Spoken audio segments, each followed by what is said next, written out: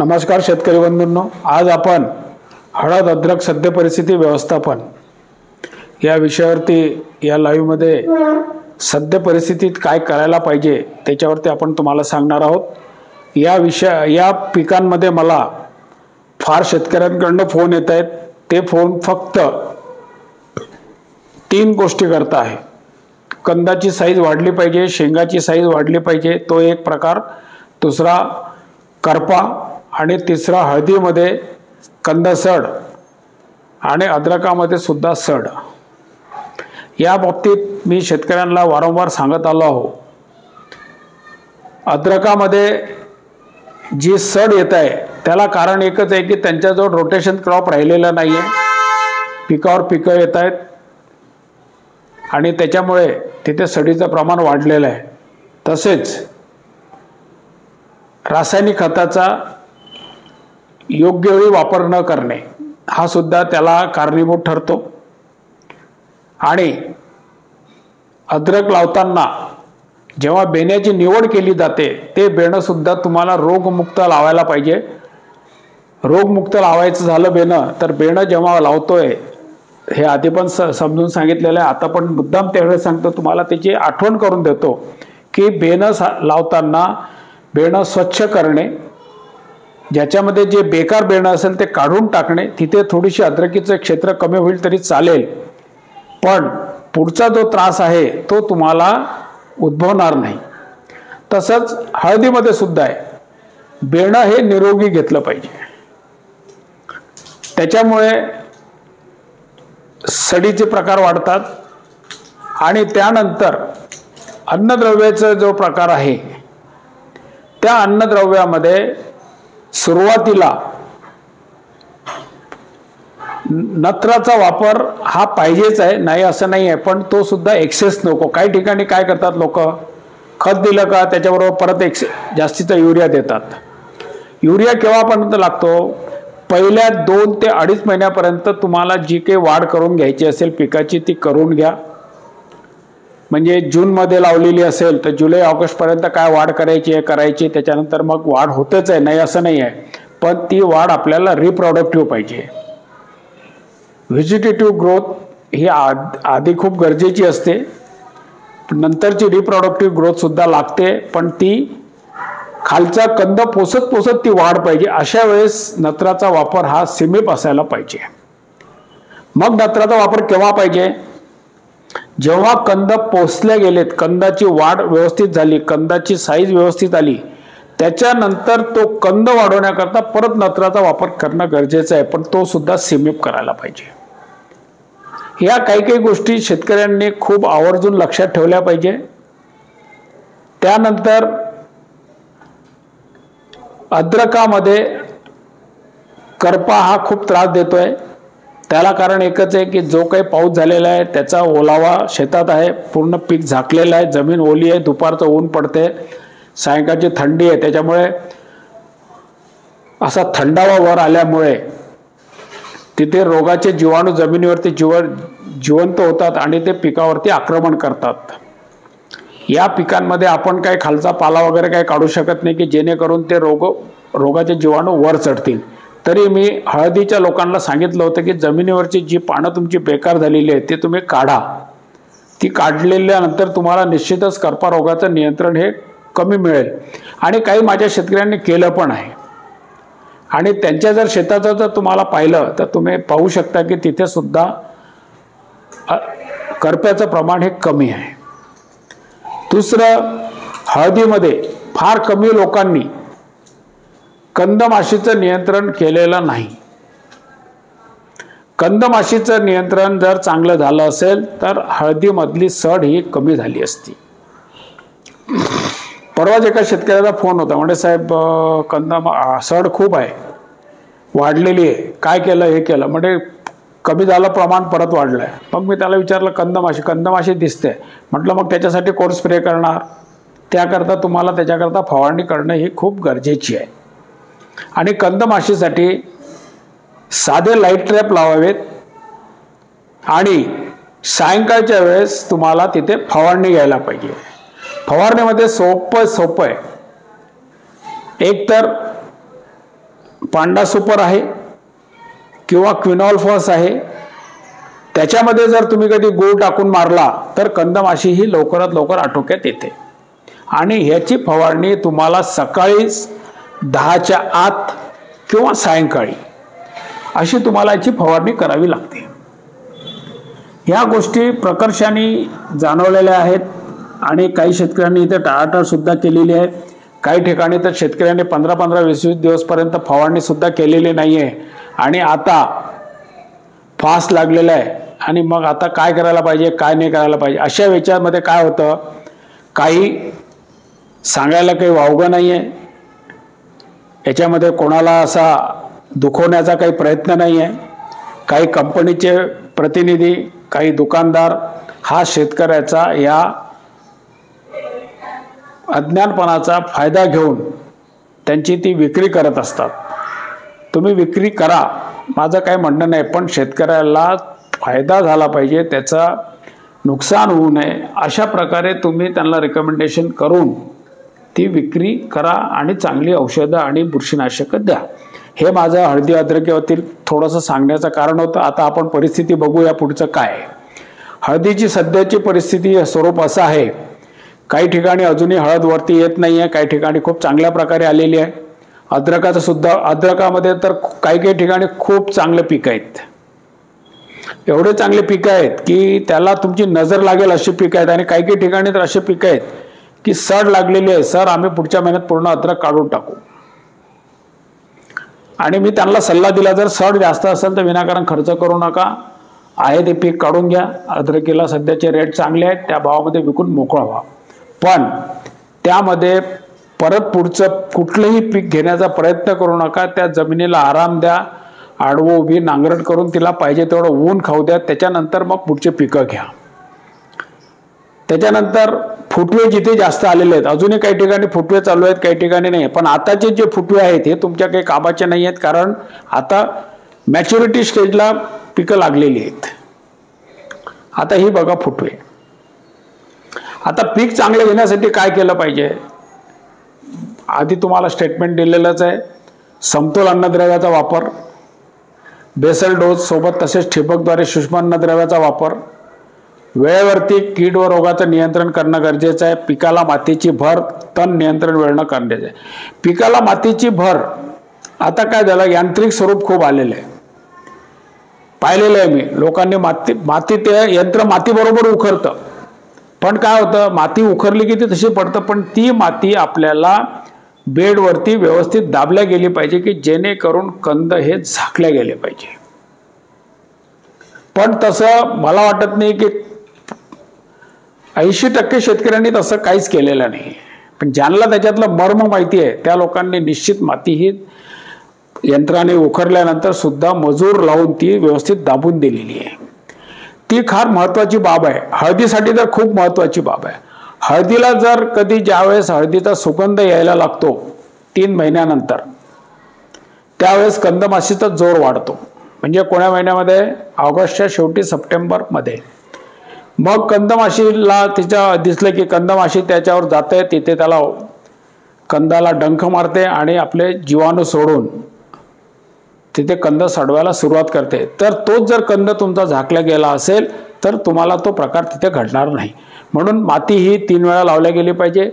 माती चढवल्यानंतर तिची व्यवस्थित दाबदबाई झाली पाहिजे आणि माती चढवायच्या अगोदर तुम्हाला बेसल डोसचे, खताचे जे डोस आहेत ते देणं गरजेचे आहेत. आता खत व्यवस्थापन आता तुम्हाला खत व्यवस्थापन फक्त 2 महिने करायचे, नोव्हेंबर डिसेंबर. ज्याच्याकडे ड्रीप नाहीत त्यांनी, ज्यांच्याकडे ड्रीप आहे त्यांनी शेवटचा डोस जो आहे तो जानेवारीमध्ये जातो.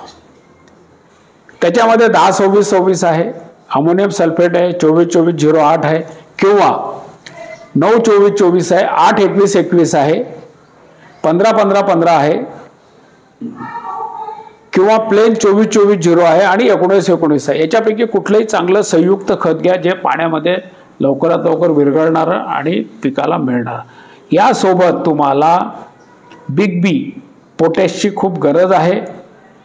जर तुम्ही 24-24-08 किंवा 20-20-13 किंवा प्लेन 24-24-0 घेतलं तर बिग बी 5 किलो आणि त्यामध्ये खतं उचलण्याकरता पांढऱ्या मुळीची आवश्यकता असते, म्हणून रायझरची 10 किलो प्रति एकर प्रमाणे तुम्हाला टाकणं गरजेचं आहे. त्यानंतर विद्राव्य खतं 180 दिवस चं पीक झालेलं आहे म्हणजे आज त्याला द्यायला सुरुवात केली पाहिजे. त्यावेळेस पीक व कंद वाढीची अवस्था असते.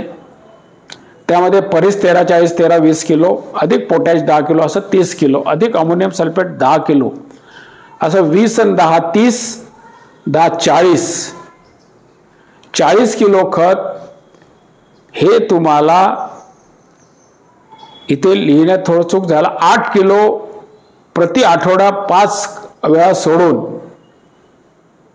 पूर्ण करायचं आहे. किंवा काही नवीन कंपनीची खतं आलेली आहेत. एक रेड काऊ फार्मर प्रोड्युसर कंपनीची खतं आलेली आहेत.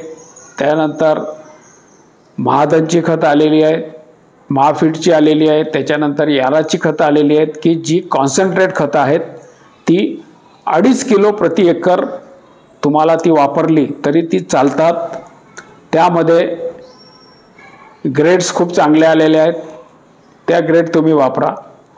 पण ते तुम्हाला एका महिन्यामध्ये 2.5 किलो 2दा वापरावं लागेल. त्याच्यामध्ये ग्रेड आहेत, त्या ग्रेड मी पुढे दाखवलेले आहेत, त्या ग्रेड तुम्ही घेऊ शकता. हे खतं वापरायचे आहेत. खतं वापरल्यानंतर 2 ते 3 दिवस पाणी द्यायचं नाही आहे, कारण ती खतं लागू गेली पाहिजे. पहिला हप्ता सोडला 2 दिवस पाणी देऊ नका, नंतर पाणी द्या. परत दुसरा हप्ता म्हणजे आणि खत देताना विद्राव्य खत देताना आधी थोडं पाणी द्यायचं, नंतर खत, त्याच्यानंतर थोडं पाणी की जेणेकरून ते खत मुळाजवळ जाईल. हा खत विद्राव्य खत देण्याचा हा एक प्रकार आहे. त्यानंतर विद्राव्य खतामध्ये मध्येच आपल्याला सूक्ष्म अन्नद्रव्य सुद्धा सोडावी लागतात. त्यामध्ये मॅग्नेशियम सल्फेट, रायझर 2 लिटर अधिक फेरस अधिक झिंक 500 ग्रॅम हे तुम्हाला सोडायला पाहिजे. सूक्ष्म अन्नद्रव्याची कमतरता काढून घेण्याकरता कमी करण्याकरता फेरस आणि झिंकचा आवश्यक आहे. यामध्ये हे सोडल्यानंतर पुढचा डोस कॅल्शियम नायट्रेट अधिक बोरॉन याचा डोस तुम्हाला वापरायचा आहे. Calcium nitrate 5 kilo, boron 500 gram. तसेच आजचा फोन आहे की साहेब की त्याला सांगितलं तर हे जे पिकाची जोमदार आणि कंद पोसायचा असेल, त्याची क्वालिटी गुणवत्ता चांगली घ्यायची असेल तर तुम्हाला ही जी आळवणी सांगतोय मी तुम्हाला, रियाज 300 मिली अधिक टॉपअप 1 लिटर अधिक परिस्पर्श 1 किलो अधिक सल्फाबुस्ट 2 किलो प्रति एकरने तुम्ही हे दर म्हणजे नोव्हेंबर, डिसेंबर, जानेवारी या 3 महिन्यात तुम्ही बरोबर सोडा आणि मला तिथे तुम्ही तुमच्या पिकाची क्वालिटी सांगा. आता इथे काय झालंय, काही एकाने आज मला प्रश्न विचारला, चांगला शेतकरी होता आणि तो जवळपास माझ्या म्हणण्याप्रमाणेच करतो आहे. माझे प्रतिनिधी सुद्धा त्याच्या शेतावर जाऊन आलेले आहेत, काही प्रश्नच नाही आहे त्याच्यामध्ये. तो म्हणे साहेब ते टॉपअप वापरलं तर मग त्याला फुटवा येईल. म्हटलं तुम्हाला कोणी सांगितलं? नाही म्हणे आपण ते फुटव्या करता. म्हटलं प्रत्येक वेळेस तुम्हाला कोण्या वेळेस कोणतं प्रॉडक्ट किंवा कोणतं संयोग काय काम करते ते सांगतोय. आम्ही सांगतो केव्हा टॉपअप, पहिले सुरुवातीला फुटवा पाहिजे असेल तेव्हा, म्हणजे जेव्हा हळद किंवा अद्रक वर निघते तेव्हा 1261 बरोबर आम्ही टॉपअप देतो. पण आज आहे तो कंद चांगला पोचला गेला पाहिजे, त्याचं वजन आलं पाहिजे, त्याची गुणवत्ता चांगली मिळाली पाहिजे, याच्याकरता आता तुम्हाला टॉपअपची तिथे गरज आहे. तरी मी त्याला सांगितलं की तू हा प्रयोग माझ्याकरता फक्त जे काही तुझी लागवड असेल, तुझे विद्राव्य खताचे जे काही तुझे कॉक असतील ट्रिपचे, त्याच्यात एका कॉकला हे माझा प्रयोग कर आणि बाकीचा तू कर. तुला चांगलं वाटलं तर तू पूर्ण याला कर, पण माझ्याशी बोल. निश्चित साहेब तुम्हाला मी सांगेल म्हणे याच्यावरचा काय रिझल्ट आला तो. म्हणून कुठलंही पीक किंवा औषध वापरताना कोण्या वेळेस काय काम करेल ते तिथेच बऱ्याचशा ठिकाणी सांगितल्या जात नाही. मी आवर्जून ते सांगत असतो कोणतं औषध कुठे कसं काम करते. तर याप्रमाणे जर तुम्ही हे न्यूट्रिएंट सोडले तरी चालतील. आणि जे नवीन खतं जे सांगितलेली आहेत तुम्हाला 3-4 कंपन्यांचे, याच्यामध्ये ऑलरेडी ट्रेस एलिमेंट्स आहेत. काही खतामध्ये मॅग्नेशियम आहे, काही खतामध्ये कॅल्शियम आहे, काही खतांमध्ये बोरॉन आहे. ती जर घेतली तर तुम्हाला हे घ्यायचं कधी काम पडणार नाही. पण रायझर आणि फेरस आणि झिंक हे घ्यावंच लागेल. त्यानंतर आता आपण ही खतं सोडतो, सगळं होतं, मग याचा उचल झाला पाहिजे. खतं हे कुठलीही 60 ते 70% वर उचलू शकत नाहीत, जमिनीत राहतात. कारण आहे जमिनीचा जो कर्ब आणि नत्राची जी लेवल आहे ती आपली 1% खाली आहे. मग जमिनीत जी खतं राहतात ती जर उचलल्या गेली पाहिजे तर त्याकरता काय केलं पाहिजे, तुम्हाला जैविक खताचा त्याला जोड दिल्या गेली पाहिजे आणि जैविक खताचा वापर केला पाहिजे. हे प्रत्येक लाईव्ह मध्ये जैविक खताच्या बाबतीत मी तुम्हाला सांगत असतो. तुम्ही ज्याच्याकडे ड्रीप नाही आहे त्याने बेसल दिला असेल, त्याच्या 8 दिवसांनी तुम्ही NPK बूस्ट DX खतात मिक्स करून टाकून द्या, मातीत मिक्स करून टाकून द्या. त्याच्यानंतर पुढच्या याला K लिफ्ट आणि P बूस्ट DX टाका आणि दिलेलं खत कसं उचललं जाते हे बघा आणि पिकांमध्ये काय बदल घडतात ते बघा.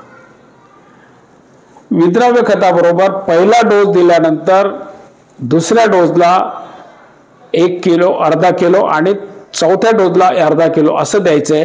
पहिले NPK बूस्ट DX, त्याच्यानंतर 10 ते 15 दिवसांनी P बूस्ट DX आणि K लिफ्ट DX 500-500 ग्रॅम प्रति एकर तुम्ही द्या. काही क्षेत्र करा, काही क्षेत्र करू नका आणि मग मला त्याचा तुम्ही रिझल्ट सांगा. आता रोग व्यवस्थापन, आताच्या पिरियडमध्ये काही ठिकाणी अळी लागलेली आहे. आता अळीसाठी प्रश्न असा आहे की फवारणी तर करतोय, पिकं खूप मोठे झालेत. परवा एका शेतकऱ्याचं म्हणणं साहेब पीक एवढे मोठे झाले, कसं काय स्प्रेइंग करायचं. मग याचा अर्थ काय झाला, आता आपल्याला फवारणी करायला जमू शकत नाही म्हणजे आपलं अंतर कमी झालं. अंतर वाढवायला पाहिजे 2 ओळीतलं, किंवा एक बैलाची जो टांगा करून त्याच्यामध्ये पंप ठेवून तुम्हाला औषध मारायला पाहिजे, किंवा ट्रॅक्टरचे लान्स आहे त्या उंच करून तुम्हाला औषधं मारायला पाहिजे. पोंगे अळीसाठी आणि माशीसाठी, कंद माशीसाठी हे औषध तुम्हाला वरती पानावरती, वरच्या आणि खालच्या पानावरती चांगल्या प्रकारे पडलं गेलं तरच त्याचा फायदा होऊ शकतो, नाहीतर नाही. आणि तुम्हाला सांगितलं एक तर सकाळी लवकर किंवा सायंकाळी हे 2च वेळा औषधाच्या मारायच्या, योग्य वेळी आहे त्यावेळेस औषधाची फवारणी करायला पाहिजे. काय केलं पाहिजे, विटारा प्लस आहे किंवा मस्केट आहे, अधिक त्याच्यामध्ये स्टिकर आहे, कारण पिकं उभे आहेत, पाणी थांबत नाही, त्यामुळे स्टिकर आवश्यक आहे. विटारा प्लस पंपाला 40 मिली 15 लिटरचा आणि मस्केट किंवा मस्केट 30 ml. त्याच्यानंतर आहे कंदमाशी. आता या कंदमाशी करता एक तर लाईट ट्रॅप लावा. मी 10 वेळा सांगतो की लाईट ट्रॅप लावा. लाईट ट्रॅप लावल्यानंतर त्याच्यामध्ये जेवढ्या येतील तेवढा, जर त्याच्यामध्ये नगण्य आल्या तर फवारणी घ्या, जास्त आल्या असेल तर लवकरात लवकर फवारणी घ्या. त्याच्यावरून तुम्हाला समजते की आपल्याला लाईट ट्रॅप लावल्यानंतर कंदमाशीचा प्रादुर्भाव कमी आहे की जास्त आहे. आणि त्याच्याकरता तुम्हाला तिथे फवारणी घेणं गरजेचे आहे. त्याच्याकरता काय आहे, नोवेक्ट आहे सगळ्यात चांगलं, किंवा रावडी, अधिक पांडा सुपर, अधिक बेस्टिकर. आता इथे पांडा सुपर का सांगतोय, पांडा सुपर मध्ये क्लोरोपायरिफॉस आहे, त्याची धुरीजन्य विष म्हणून चांगल्या प्रकारे ओळख आहे. ते जर मारलं गेलं तर त्याच्या गॅसमध्ये जेवढ्या काही भाषा वगैरे येतील त्याच्या औषधीच्या गॅसमध्ये, धुरामध्ये, तेवढ्या त्या मारायला सुरुवात होतात. म्हणून तुम्हाला याच्याबरोबर पांडा सुपर घ्यायचं आहे आणि स्टिकर घ्यायचं आहे आणि लाईट ट्रॅप लावायला सांगितलेलं आहे. आता ही सड, अद्रकाची सड आहे, कंदाची, हे पाहिली तर इकडे हळदीची सड आहे. याच्याकरता काय रासायनिक नियंत्रण, याच्याकरता एक आहे पांडा सुपर 1 लिटर, अधिक ब्ल्यू कार्ड 1 किलो, किंवा कोसाइड 600 ग्रॅम, अधिक रायझर, हे तुम्हाला सोडायचं. याला पर्याय पांडा सुपर अधिक क्रिप्टॉक्स किंवा रेडोमिल गोल्ड किंवा कॅब्रिओटॉप किंवा ॲप्रॉन एक्सल अधिक रायझर. दोनपैकी एक काही करू शकता. याचं जर चांगलं नियंत्रण पाहिजे असेल तर जिथे जिथे सड लागलेली आहे तुम्हाला त्याच्या मागे पुढे 5-5 फूट आधी करा. त्यानंतर 2 दिवसांनी पूर्ण पिकाला सोडा. म्हणजे जिथे लागलेलं आहे तिथे तुमचं 2दा तिथे काम होईल, 2दा तिथे औषध जाईल आणि ती सड आटोक्यात येईल. पहिल्या वेळेस काय करायचं, सरळ पंपाने करून घ्यायचं आणि नंतर ड्रिपने सोडायचं. हे असं पहिले स्पॉट ॲप्लिकेशन करणं गरजेचं आहे, नंतर पुढचं नियंत्रण करणं गरजेचं आहे.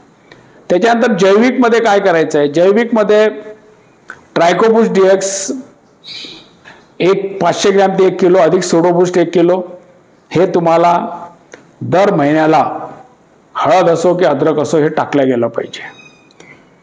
हळदीचे अद्रकाचे कंद याच्यात डुबवून लावले गेले पाहिजे.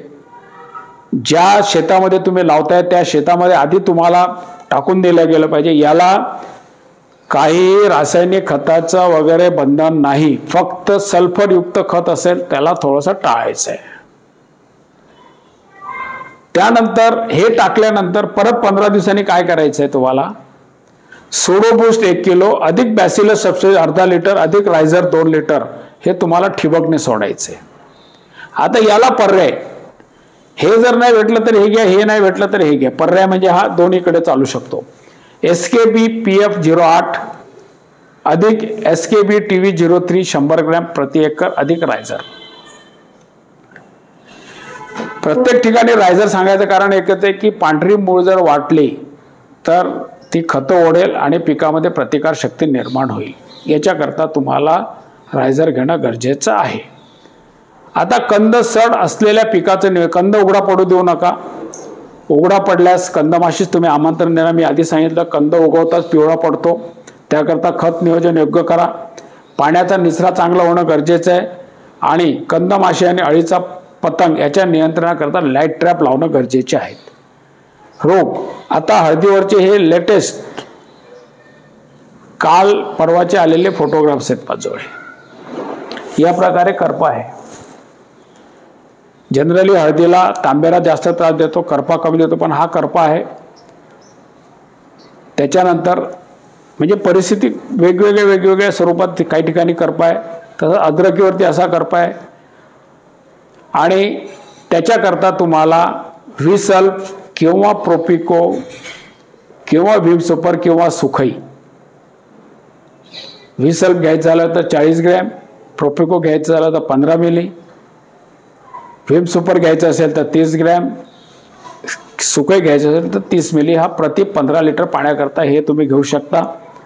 त्यानंतर हळदीवरती जे रोग आहेत ते तुम्हाला मी औषधं सांगितले. आता ॲट ए ग्लास काय, व्हीम सुपर 40 ग्रॅम किंवा अवतार किंवा ताकद 40 ग्रॅम किंवा किटाझिन.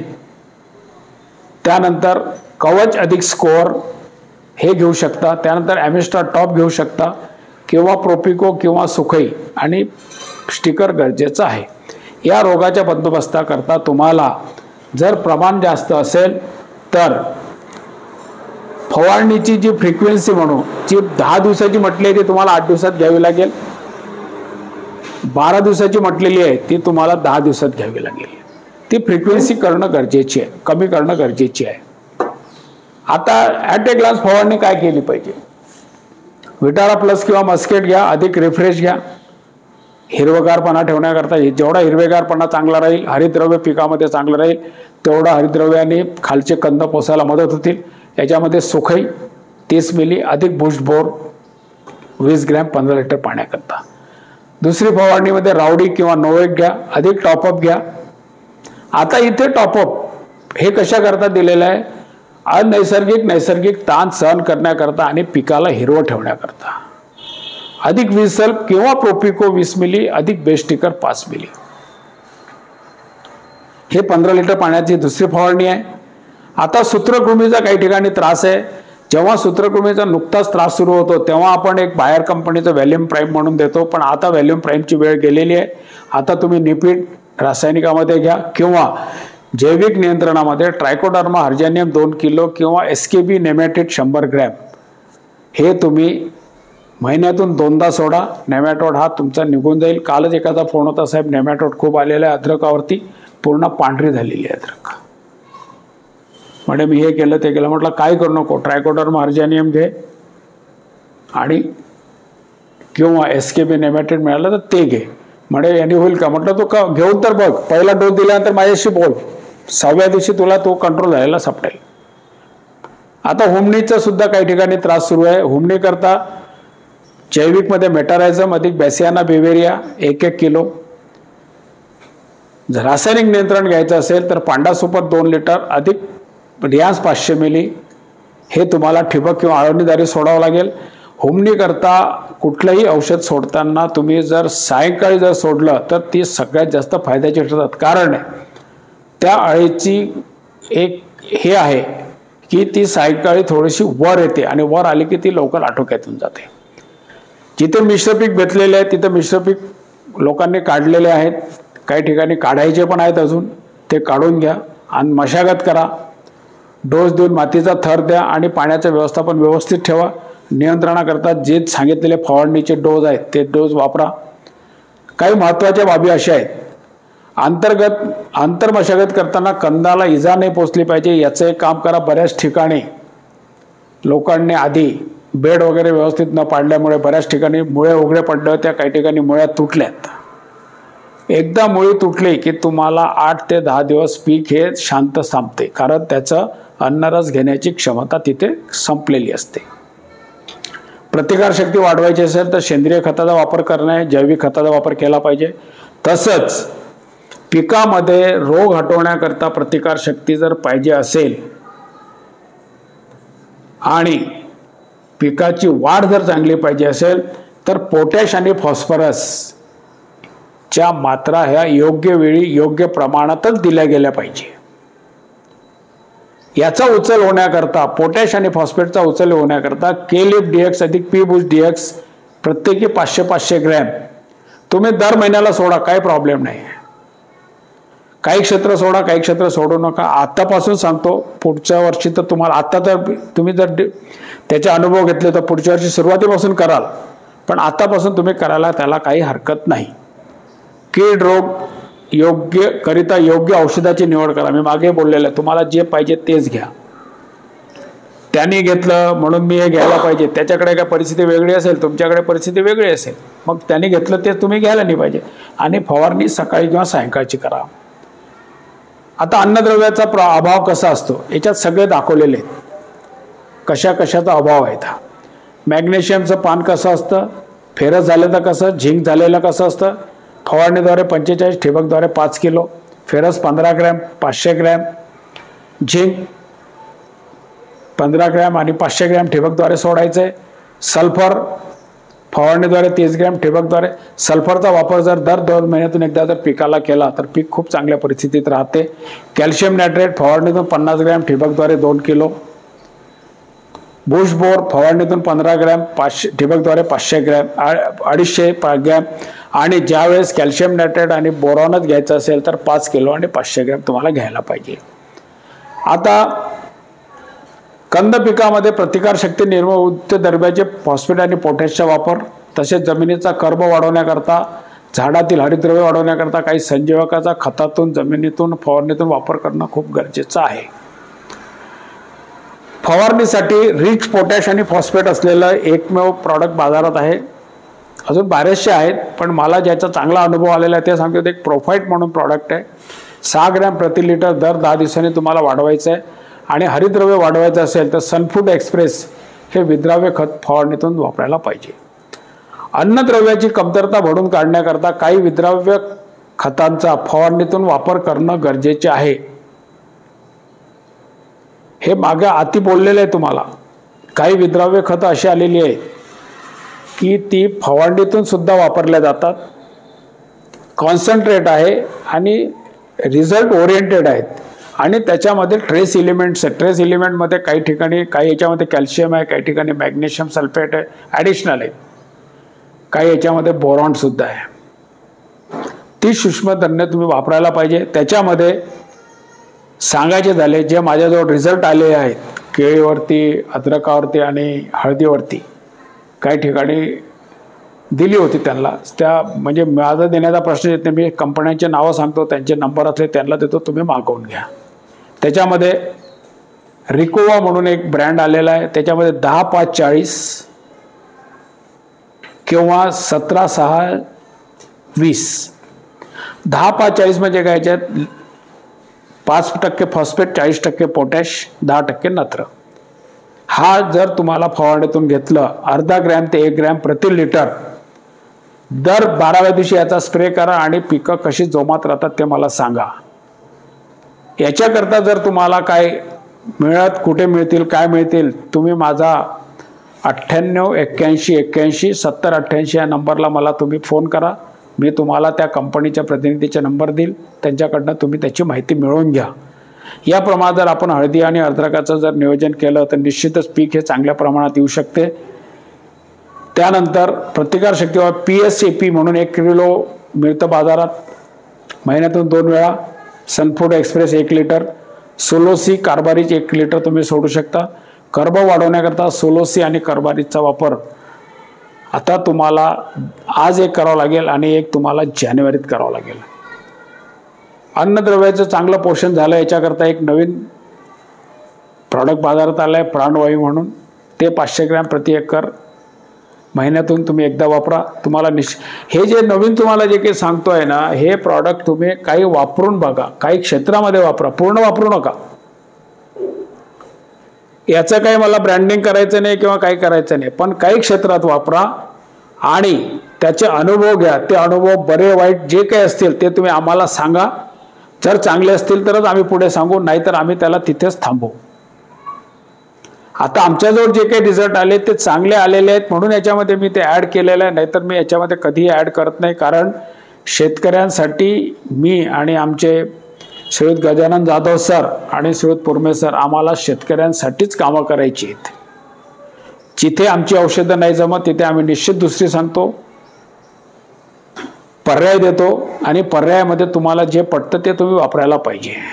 याकरता मी तुम्हाला हे पर्याय देतोय. याच्यामध्ये तुम्हाला जे पटलं ते तुम्ही वापरा आणि बाकीचं सोडून द्या.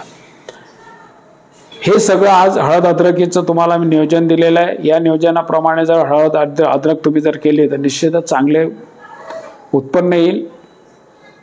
उत्पन्न आल्यानंतर निश्चितच तुम्हाला काही त्याच्यामधनं चालनासुद्धा मिळेल की पुढच्या वर्षी आपण हे पीक चांगलं केलं पाहिजे. आणि त्याकरता तुम्हाला प्रॉपर जो काही मार्गदर्शन लागेल ते द्यायला आम्ही तयार आहोत.